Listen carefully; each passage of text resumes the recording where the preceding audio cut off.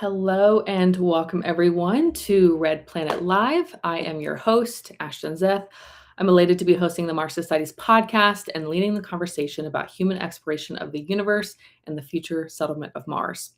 As a longtime space enthusiast, I am passionate about STEM education and making humanity an interplanetary species. Thank you everyone for joining today and supporting Red Planet Live. Well, it's been a couple months. I'm excited to be back with you all today. Very excited about today's guest. But before we jump into that, just one quick Mars Society announcement, which is reminder that the 2026 Mars Society Annual Convention is officially coming to the University of Southern California in Los Angeles from October 22nd to the 24th. The convention will bring together leading scientists, policymakers, commercial space leaders, journalists, and advocates to discuss the future of human exploration and settlement of Mars. This year's theme is Rising Above, which reflects the bold vision of humanity pushing beyond limits and challenges to advance exploration, innovation, and the goal of establishing a sustained human presence on Mars.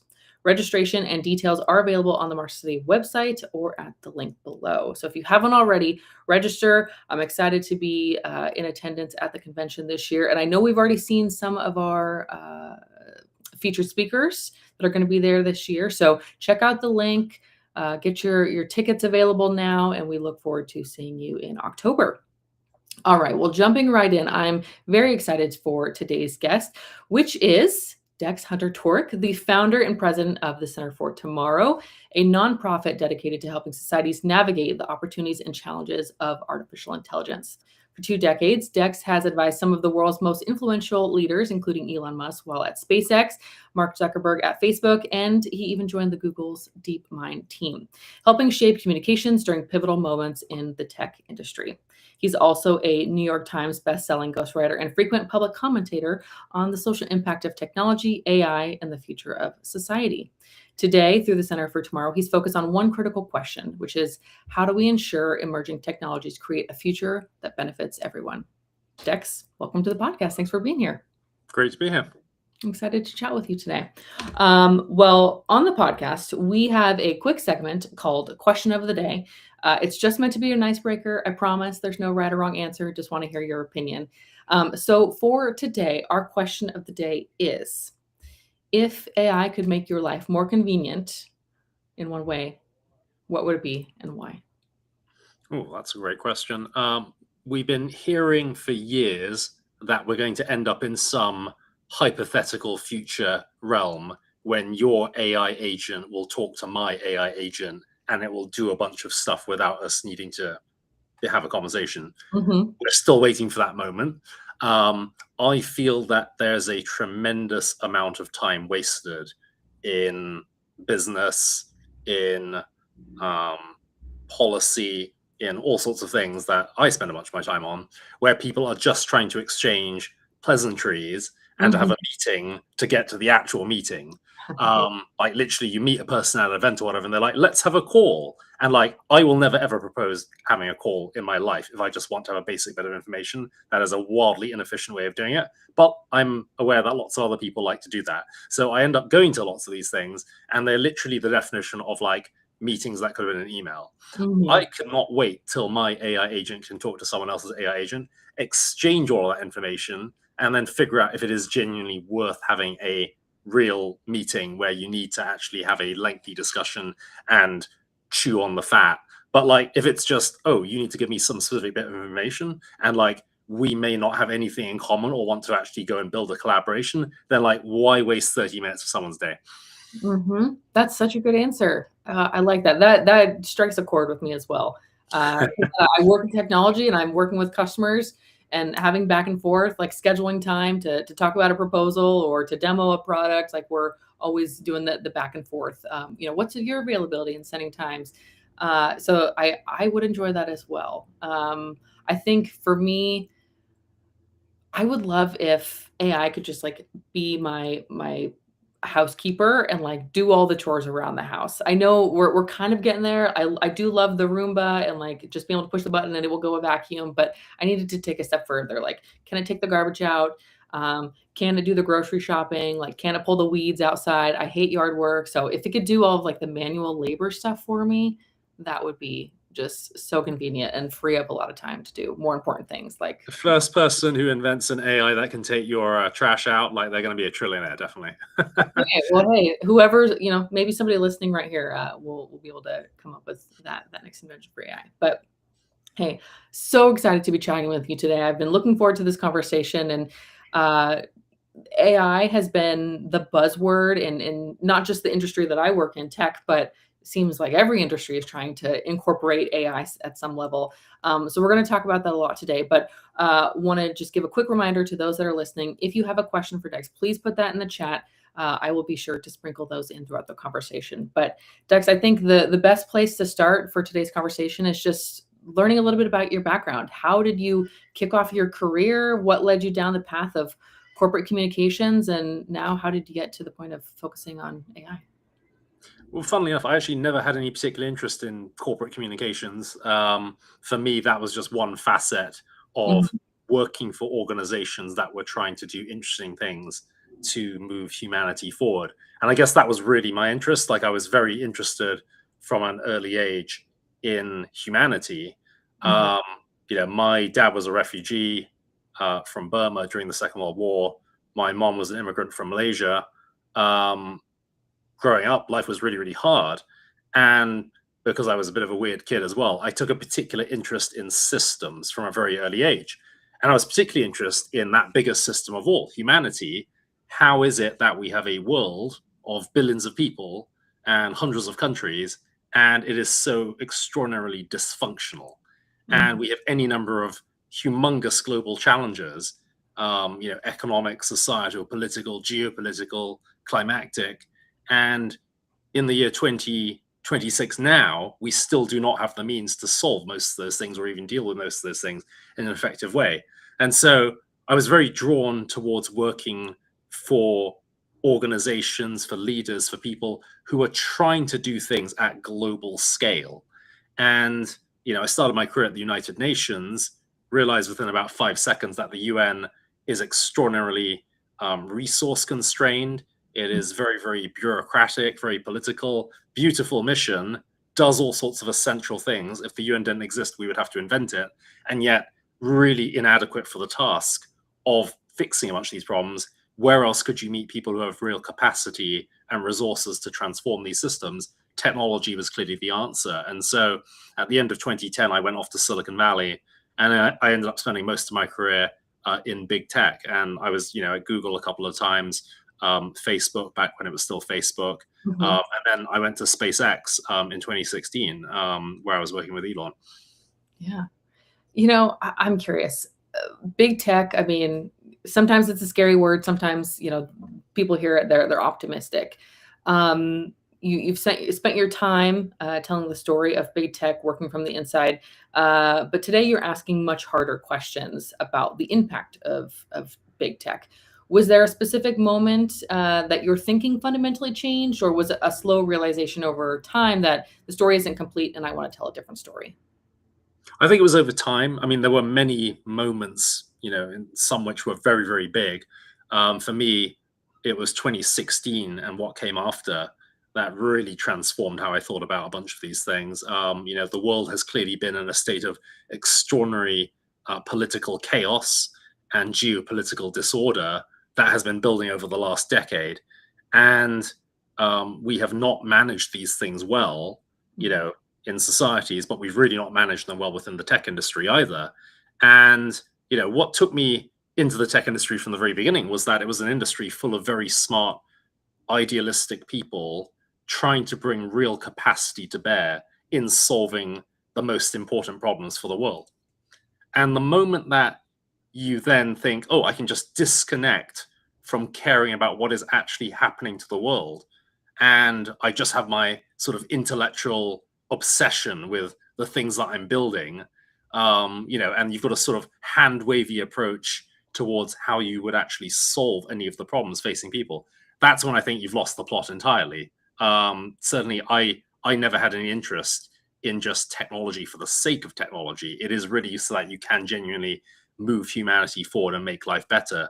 And I think over the last decade, on any number of fronts, you have seen a lot of different tech leaders retreating from the values, from the statements, where they have previously talked about having a social mission, about trying to do things that move humanity forward, to really just trying to put their fingers in their ears and pretend that nothing, is going wrong and that this is all perfectly normal. And of course, I don't believe that is true at all. And I think big tech has become something where we literally call it big tech. We didn't back when I was in the industry. I think we ended up calling it that because it has become something very, very deeply alien and unfriendly and incompatible with a hopeful future for a lot of the world. It has gone from an industry where I think people were genuinely very hopeful about technology to something where it looks extraordinarily intertwined with a lot of elite interests and a lot of political interests, which do not have the interests of most people in the world at heart. Mhm. I hear you say hopeful, but on the other end of that spectrum is maybe doom and gloom. So we know that the conversation about AI swings from utopian optimism to, again, that existential doom. Where do you sit on that spectrum? Do you stay hopeful about the future while still trying to address the challenges that seem, I mean, monumental? There's a meme where it's like the two red buttons, and then like there's the person sweating, and they're trying to figure out which one to press. And then Yeah. in some versions of the meme, they press both the buttons, and Mhm. that's me. I'm the person pressing both buttons because genuinely, I don't think you can look at the world with a straight face now and say things are generally going well for most people. And like I've been in 12 countries in the last 12 weeks. I've been doing events all over the world since I launched the center. And I've spoken to probably about 120,000 people, I reckon, through all of those events. And in every single one of those, I ask people to put their hands up. Do you think things are generally going well in the world right now? And these are very diverse audiences. You've got everything, investors and entrepreneurs, but civil society leaders, politicians, activists, everything. So far, the record for the most hands I've ever had up in a room was about 3 weeks ago in London in an AI company with 300 people in the room. 5 people put their hands up. That was the most hopeful room in the entire world. Usually it's zero. Sometimes you get one person as a joke. And so, this is something now where when you look at what is unfolding politically, economically, just the fabric of our societies, you look at the next generation, you look at what's happening to our climate, on any number of fronts, we just face disaster. I mean, it's so overwhelming that in many cases, a lot of people just try to pretend none of this is happening, or they just hope that someone will go and fix it, which is traditionally not a good way of solving our problems. And that's why I actually think if you want to be genuinely hopeful for humanity, you need to start by admitting we've got a problem, because then you can fix it. Like, in a way, nothing makes my heart sink more than when you hear a politician or some leader and they start, lapsing into these soothing analogies. Oh, it's just like the Industrial Revolution. People worried about things, in the past, and we'll just get through them, because that's not a serious argument. And like, this is not the Industrial Revolution. That was 200 years ago, and the steam engine didn't do your PowerPoint. This is a different thing entirely. But like, if we admit we've got problems, and then we can actually have a real conversation and figure out how to solve them, then you can get to an extraordinary future. And the technology itself is something that I still am deeply hopeful about. I think the tech industry, and big tech in particular, has some real problems which we need to confront. But the actual technology, I'm just as hopeful about that as I ever have been. This is the most powerful technology in history. We could fundamentally transform the quality of life for billions of people around the world. We could open up entire new worlds because of this, but only if we solve our problems. Mhm. Where do you start? You mentioned fundamental problems. You mentioned inequality, conflict, climate breakdown, and seems like leaders don't necessarily have an answer yet, or maybe some are saying, "Hey, not my problem. I'll leave it for somebody else to figure out." So you mentioned the Center for Tomorrow. Where do we start to tackle these problems? And can you describe your vision for potential solutions to these challenges? So I have a very inconvenient perspective on this. I don't think you solve any of those problems unless you solve all of them. I think we have suffered from this elite dysfunction for a long time, certainly throughout our entire lives, where a bunch of leaders have had very siloed thinking Mhm. And we could talk about hours, why we've unfolded in that way. But certainly what we've ended up with is a bunch of specialists who tend to be really focused on a narrow range of things which they are personally interested in and Mhm. which they feel that they are better at solving. And traditionally, people tend to like things that they're good at solving. And so because of that, you get people working in business or in finance, yeah, who think that the solutions to all these things are purely in the economic realm or mainly in the economic realm. You get policymakers and politicians who think these are mostly to be found in the political realm. You have technologists who think we will just build a bunch of technologies to get us out of the mess we're in. And the honest truth is, all of those solutions will fail, all of them will succeed. But you really need to think of these things as all linked. They will only work if you connect all of those things together so that you genuinely are solving the right problems with a complex mix of solutions. Most of the problems that our societies face are not purely technological or even mainly. They are social, economic, they are human. In the same time frame where the entire world got access to software, analytics, big data, AI, billion-person social networks, you name it, why is it only a very small sliver of the world actually saw big boosts in productivity and growth and jobs? Lots of the world had pretty stagnant productivity, and that is one of the big conundrums that economists have been looking at. It's because the solutions don't lie mainly in the technological. Every company can get access to the same tools. Why is it some companies prosper, some companies fail? Mhm. Humans are messy. Our organizations are deeply dysfunctional. People are emotional. We don't make decisions in some immaculate environment where we all have access to all the same, capabilities and information.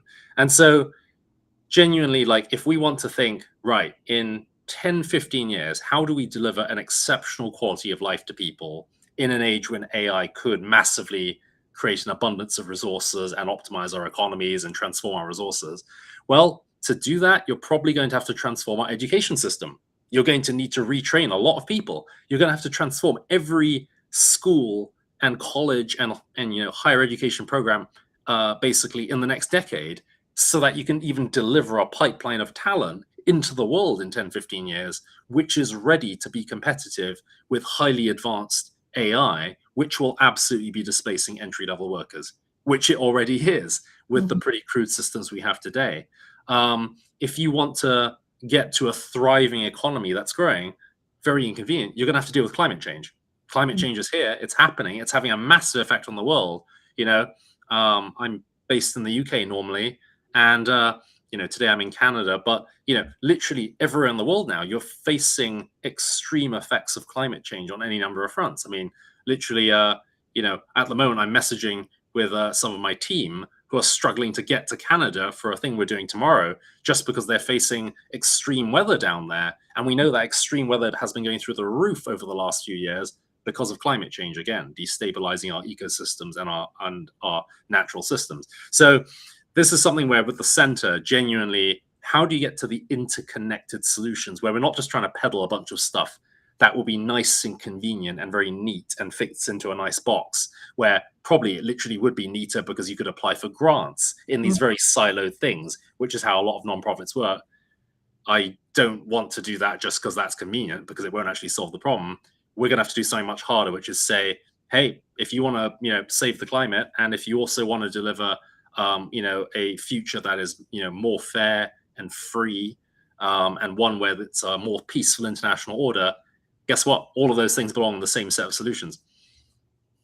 So when you're talking to policymakers and technology leaders, uh, they may come to those summits, those meetings, those conferences, and they're looking for potential answers.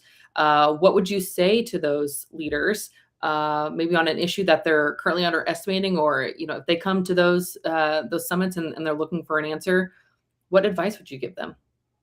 Well, I mean, again, we could talk about this for hours on any number of fronts, but let's just pick one: the economic system. You've had proposals from a bunch of the big frontier AI labs and their leaders in just the last few months, Sam Altman, Google, Mhm. others, Mhm. about what would a future economic model look like for the age of AI.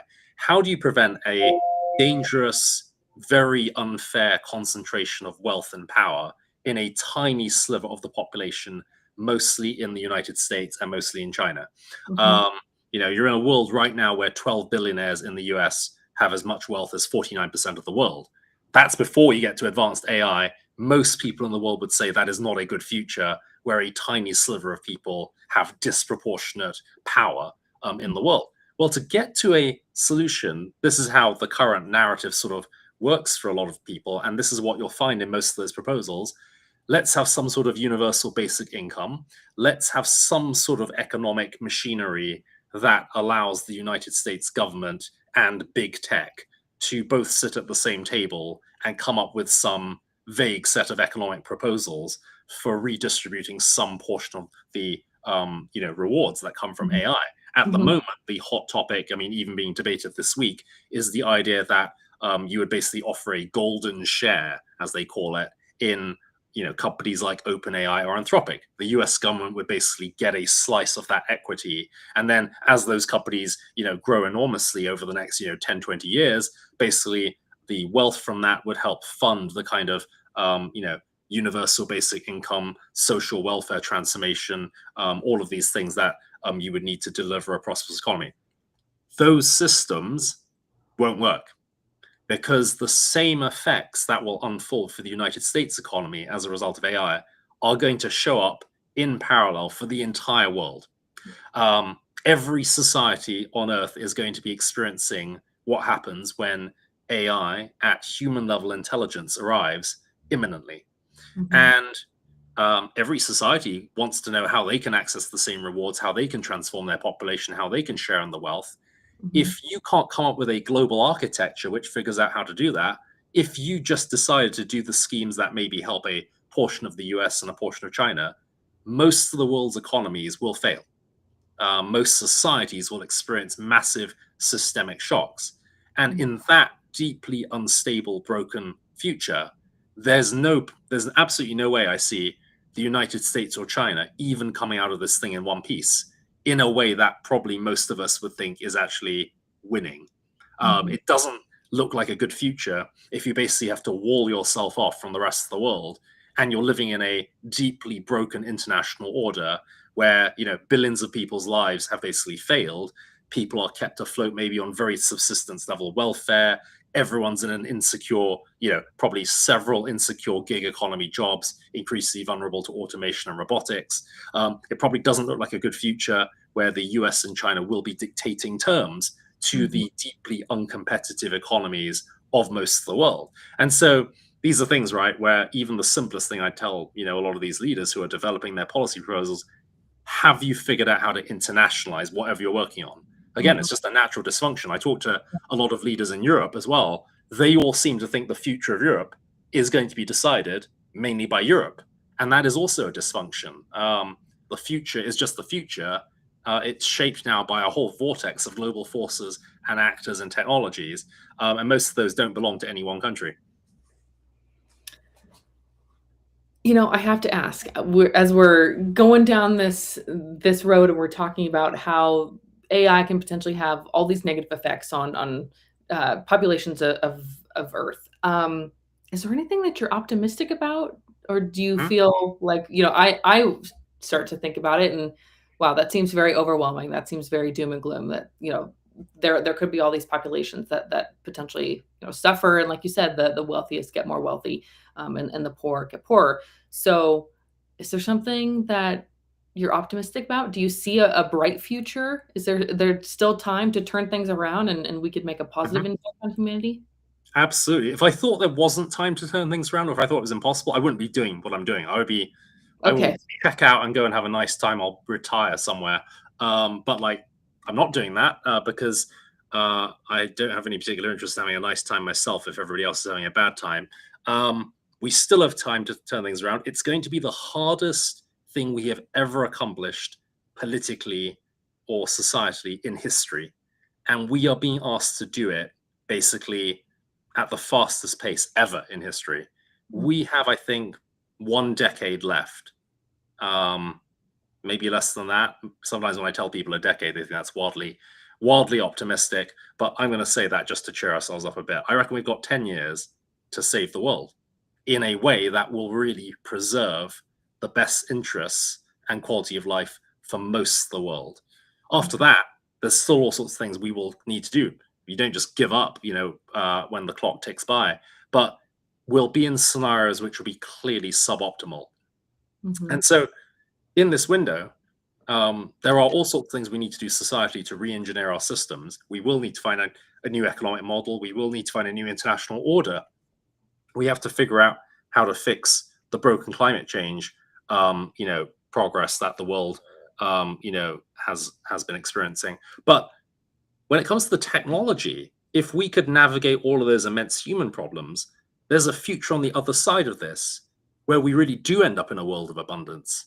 And we have all the massive advances, economically, materially, that could sweep away the kind of social problems that we have lived amongst for our entire lives, that we've all grown up in a world that has been broken in so many ways.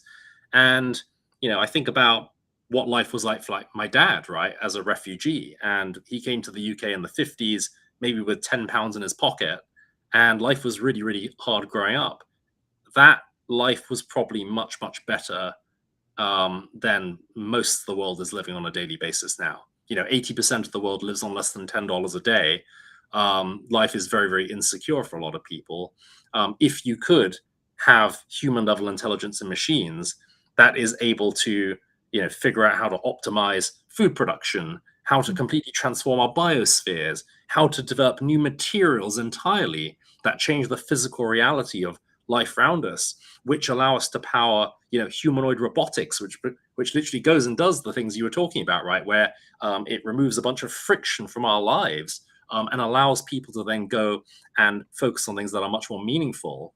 I think that's a brilliant future. In a way, I actually think the debate we're having about how do you just hold on to a bunch of human jobs and you sort of try to build a dam against the advances of AI, against that wave, as people talk about it, I think that's the wrong argument entirely, because I don't think most people get a lot of meaning from most jobs.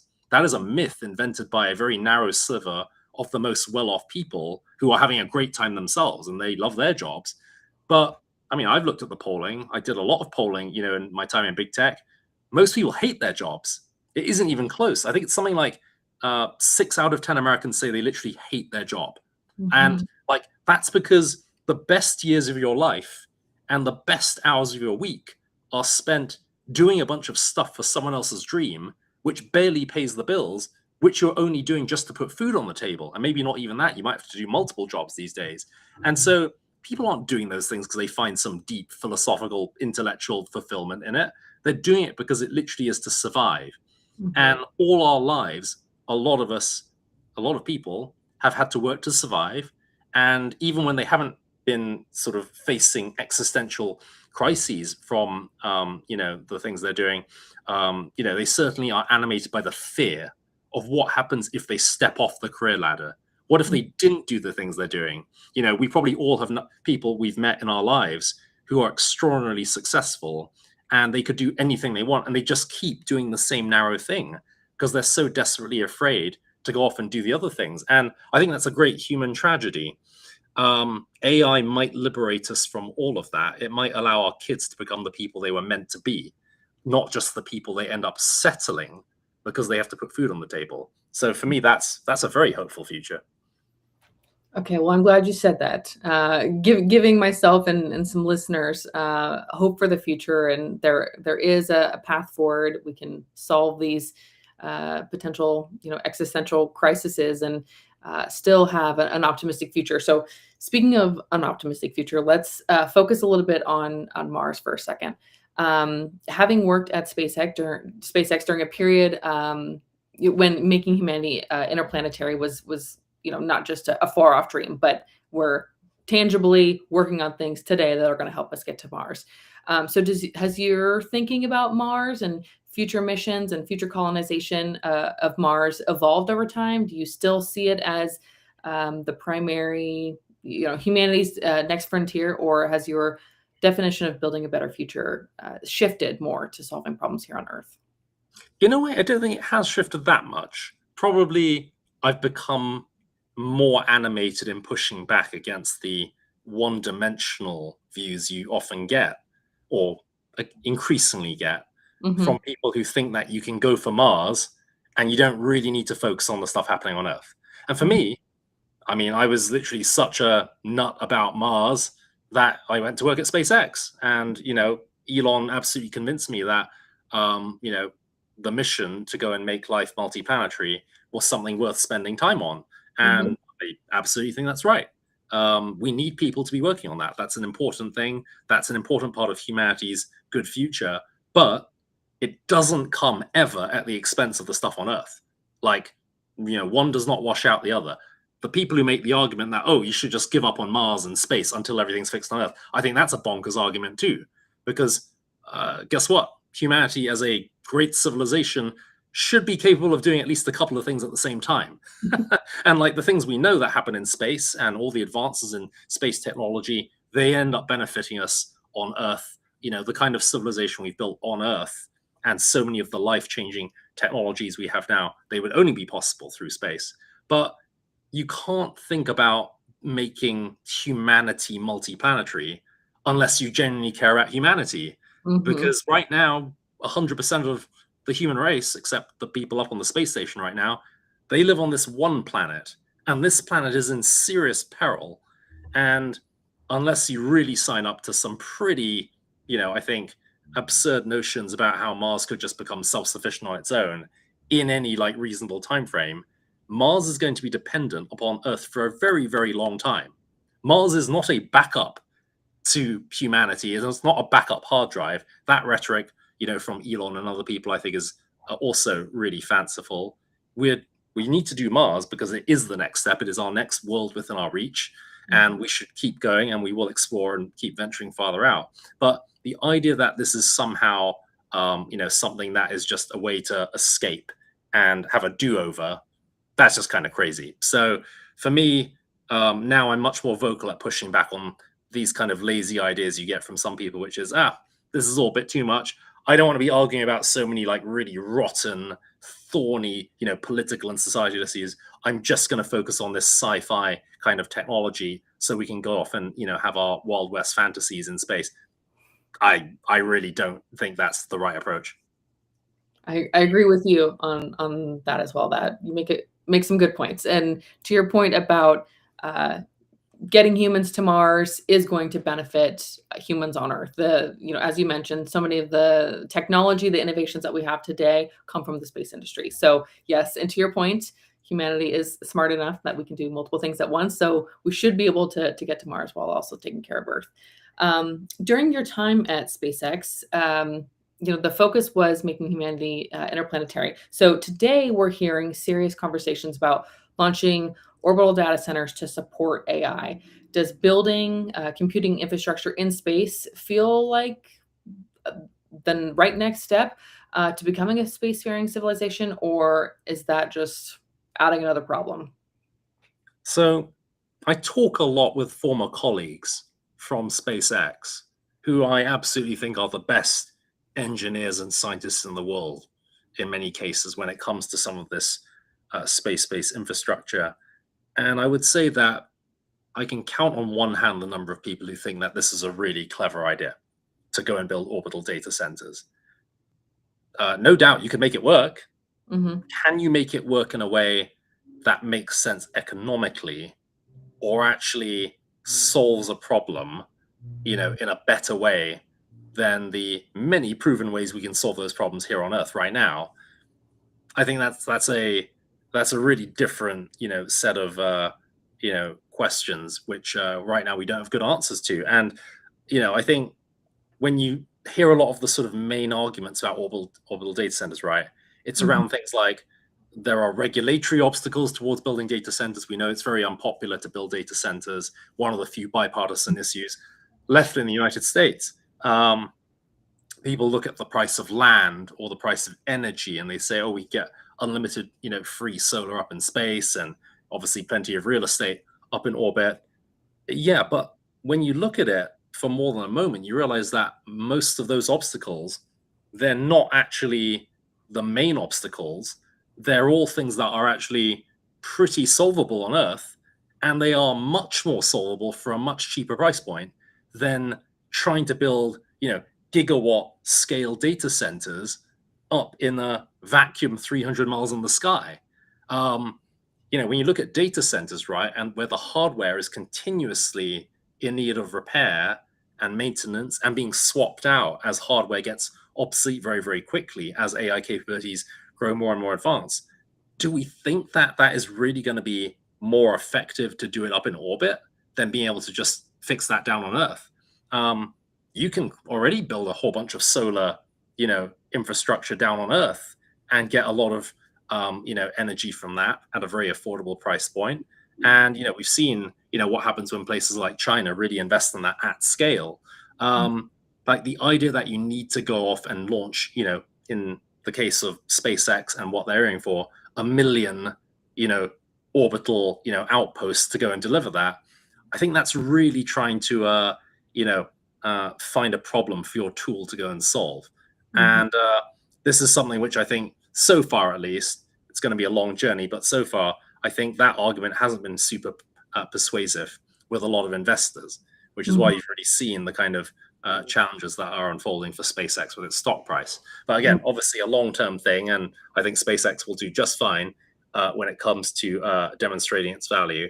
But orbital data centers, this is one which is propping up a lot of the future plans and the valuation, and I don't think that case has been made yet.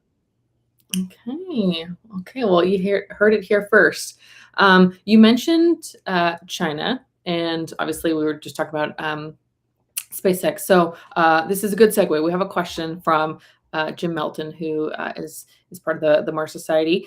So his question is, given Elon Musk's significant business relationship with China through Tesla, how do you think that relationship could influence Musk's vision for sending humans to Mars?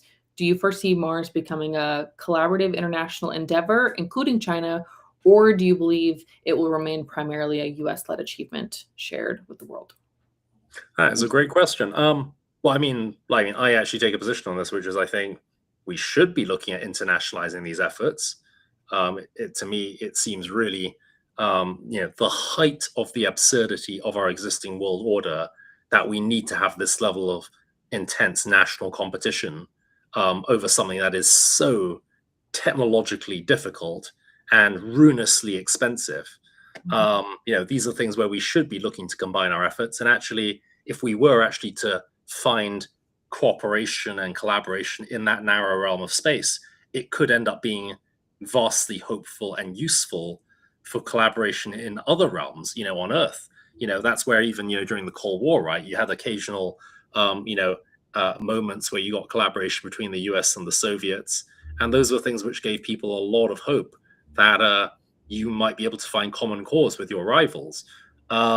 So, whether Musk's business interests, are, a sort of entry point for him to, be, a platform or a voice calling for more of that collaboration in realms, I think that's up for debate. So far, I would say he's been able to have a relatively siloed, compartmentalized approach to these different interests, both having obviously huge commercial interests in China, but also obviously advocating for an administration that has been very, very nationalist in the world. So it's hard to, read exactly how these, different incentives will shape that thinking. But when it comes down to the question of should we team up with China and do more things together, absolutely, I think. Right. We're better when we put our time, money, effort together than working as individuals. Another question that we have here from the audience, if we eventually establish a permanent settlement on Mars, what values or institutions do you hope that we bring with us?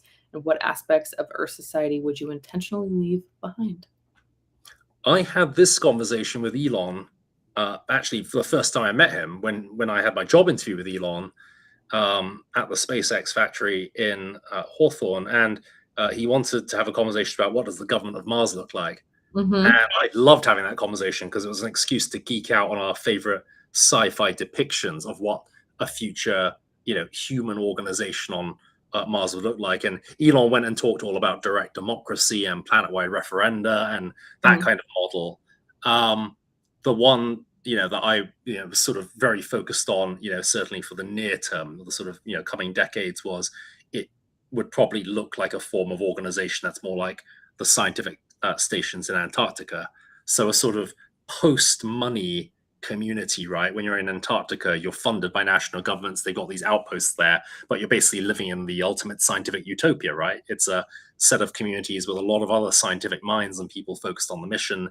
You aren't focused on spending or making money. Everything's sort of provided for you from those governments, and then you're sort of left to fend for yourself there.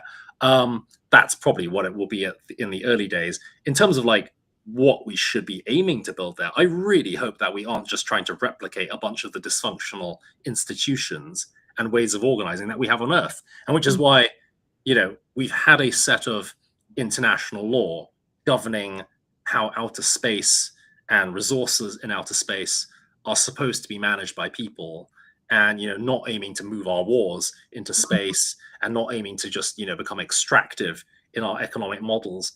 And there are proposals from a lot of people now, including entrepreneurs, who think that, oh, that's all very inconvenient. Let's get that out of the way so we can mine, and we can make some money out of this thing. And like, look, plenty of things that we need to fight about. Let's go and build some infrastructure in space to keep our national interests secure.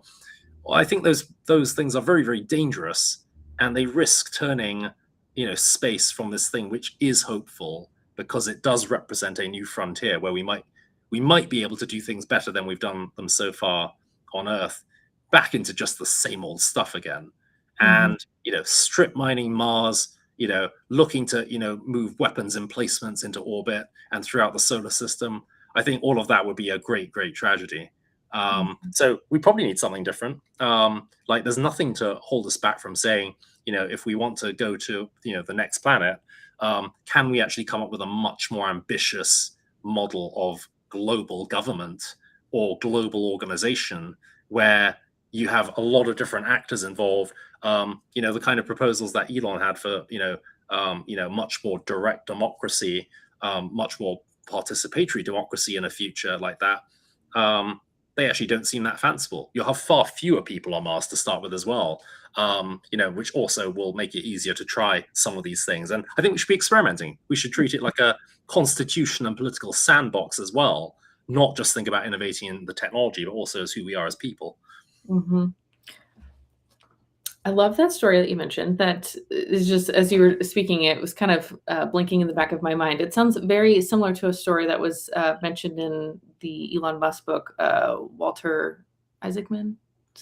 Yeah. Yes.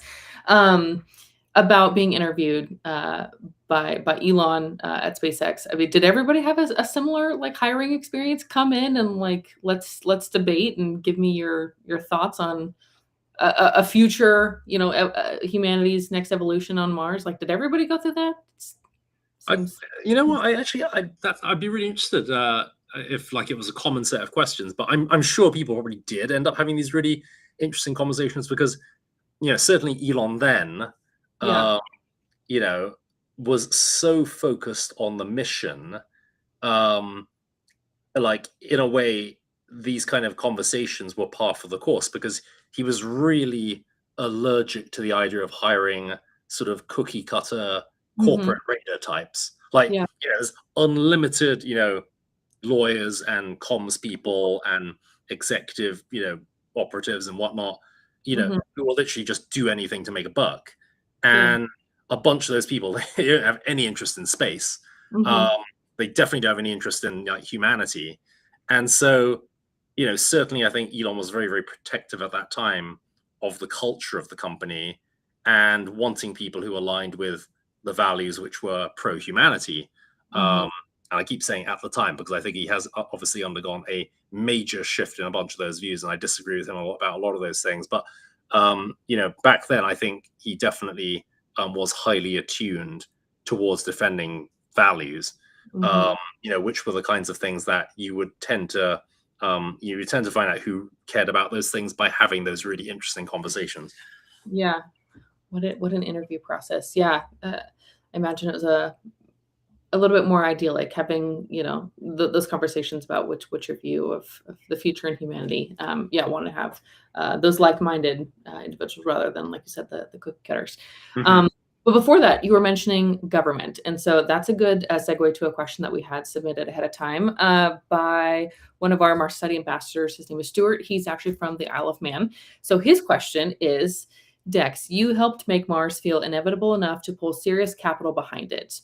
You're now inside UK government via the Treasury. If you were advising Andy Burnham directly, what's the one move that gets the UK taken seriously as a spacefaring nation instead of watching from the sidelines?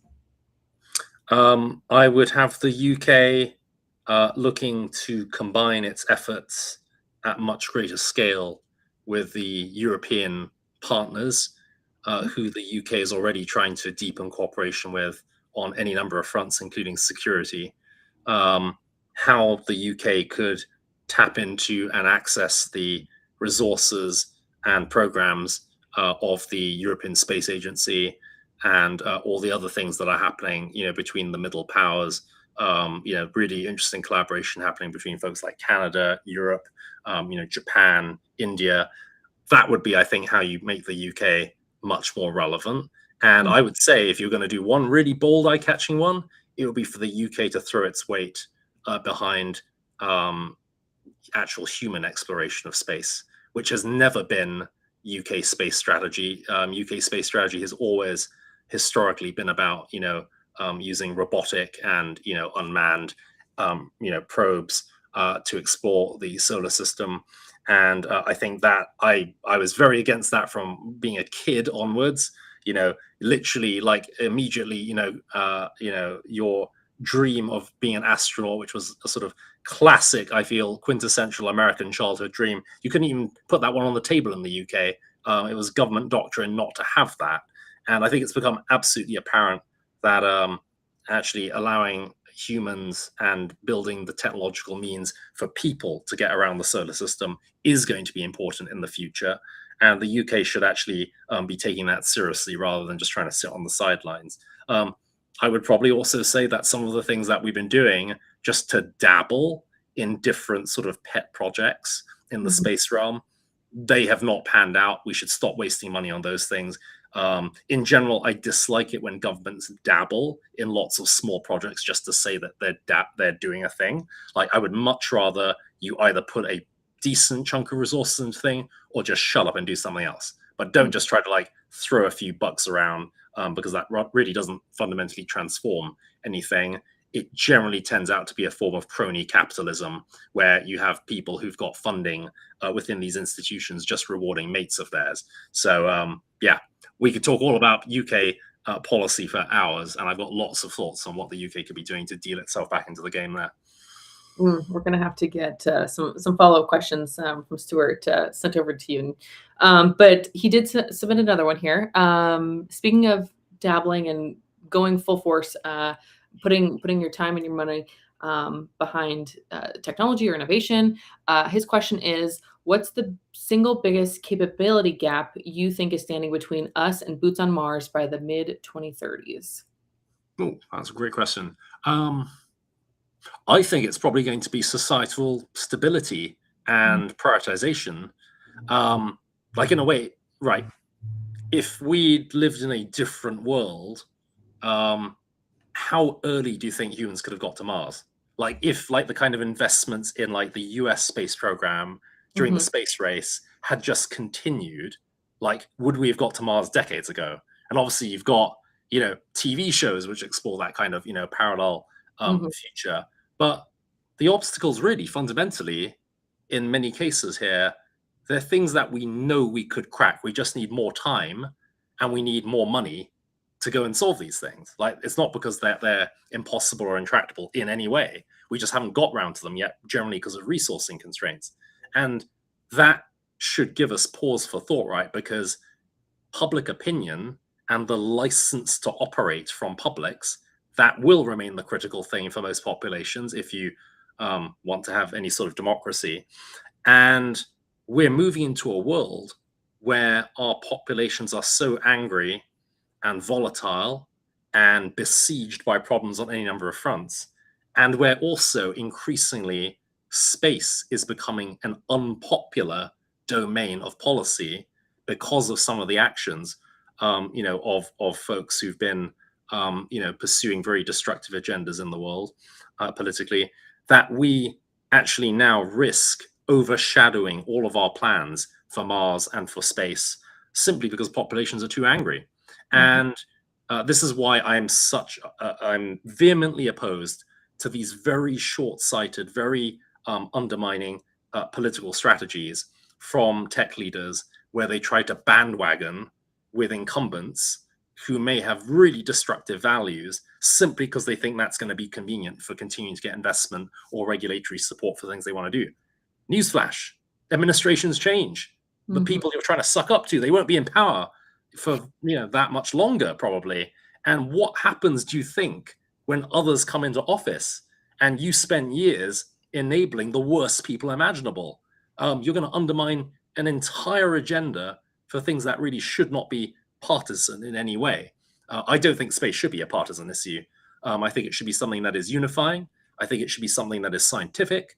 I think it should be something that we're looking to build long-term support for so we can pursue the most long-term agenda of all.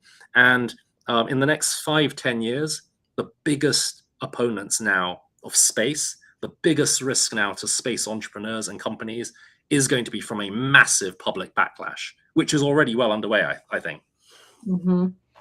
I agree with you there. As an ambassador and obviously hosting the podcast, I get questions from people who speak negatively about the space industry and what space companies are doing. And so it's been difficult to have that conversation with people to try and, in their mind, to separate the space industry from Elon or those that, the space cowboys, as they call them, and still trying to get public support and garner, interest and curiosity and inspiration, and getting public support behind the space industry has been a challenge. Do you have, a short, as a communications person, also a communications person, do you have a short little pitch that you would give to somebody as to why they should support the space industry? Space is something which represents a domain which is the biggest one of all. It is something where the future of the human race clearly lies. If we want to get to access a brilliant, hopeful future for the long term, it requires us to be investing in that domain now. You don't just turn on the taps one day. It is a long-term, race to develop the knowledge and the capabilities so that one day we can advance beyond this planet. And in the short term, space and all the technologies and infrastructure that we're building, they are critical for our quality of life on Earth right now. Human civilization and our modern technological civilization could not function without all of the things that we have been building for decades in the space industry. But I would say ultimately it does come down to something which is grander and more philosophical than just looking at the sort of transactional value of the thing. And in a way, that's why when I advise people on narratives, I say, yeah, you can absolutely go and get all the best data. You can be very data driven. One of those buzzwords of how we shaped narratives in the first couple of decades of this century.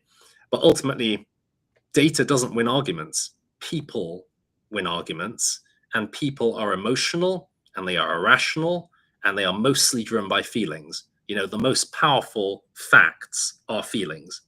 And so, ultimately, I think to tell the story about space that is romantic and hopeful and long-term, and something that goes well beyond our day-to-day here, that's going to be the key to getting people to believe in all the things that we're doing in the short term. You're not going to win this one just on raw economics, because if you want to do that, then there's any number of other very near-term, tangible, terrestrial things which can make the same case probably much, much better.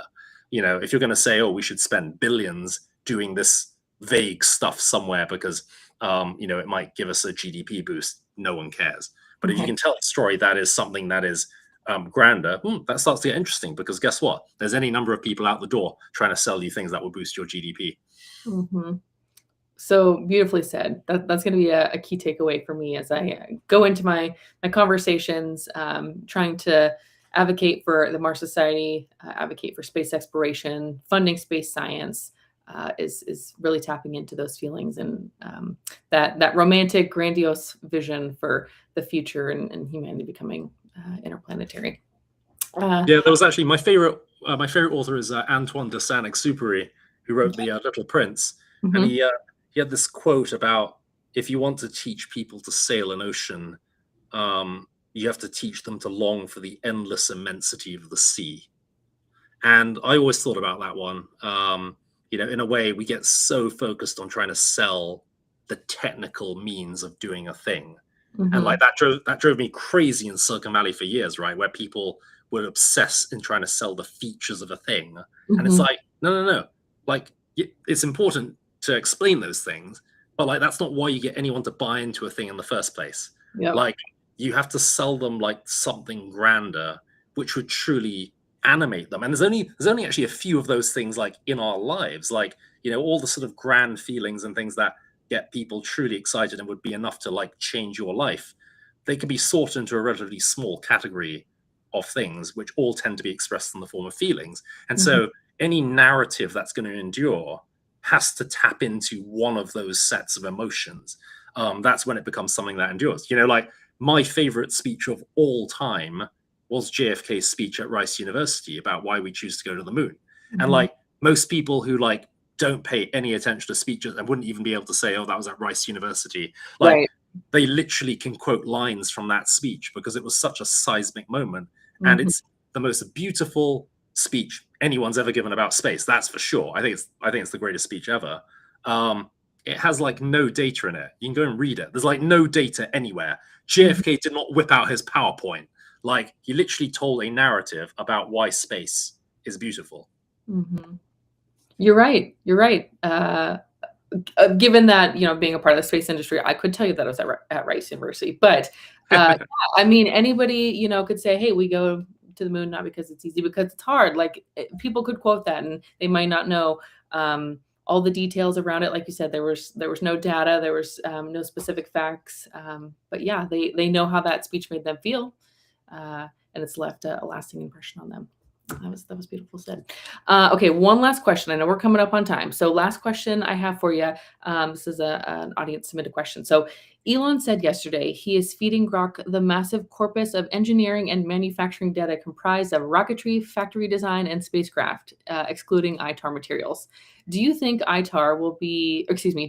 AI will be capable of original spacecraft designs? Oh, that's an interesting thought.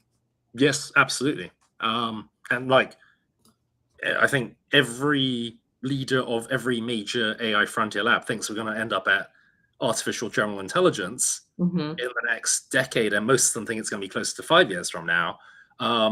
Yeah, AGI absolutely will be doing all of this stuff, but you don't even need to end up in AGI to already be doing a bunch of the work that could be transformational in design and development of future rocketry and spacecraft. NASA's already been using AI, to develop, new alloys, to actually manufacture new components, things that can withstand much higher stresses and temperatures and pressures. Like that stuff is all out there already. Certainly when it comes to materials discovery, it's an extraordinarily exciting time, right? There's people using AI now to develop, new metals, new battery technology, more efficient solar, new microchips, all of these, different things, which would all, again, be part of that technology stack we need, to go and, do all the things we want to do in space. So, yeah, I think honestly, the things that are happening right now are incredibly exciting. The next 5 to 10 years of AI combined with the hardware and the software that we need to go to Mars and do everything else, it's just going to be absolutely, wild. I think people really underestimate how transformational this is going to be. I think we're at the perfect time. I mean, that revolution is starting, and we're going to see some amazing innovations come in the next, like I said, decade. So, although there is, it's okay to be cautious. It's okay to be a little bit worried about the future. At the same time, there's a lot to be optimistic about. And so I really appreciate your time today and coming in and answering so many questions and giving us a lot of food for thought. I've learned a lot. I'm sure our listeners are taking some important information away as well. Brilliant. Great to join. Thanks for having me.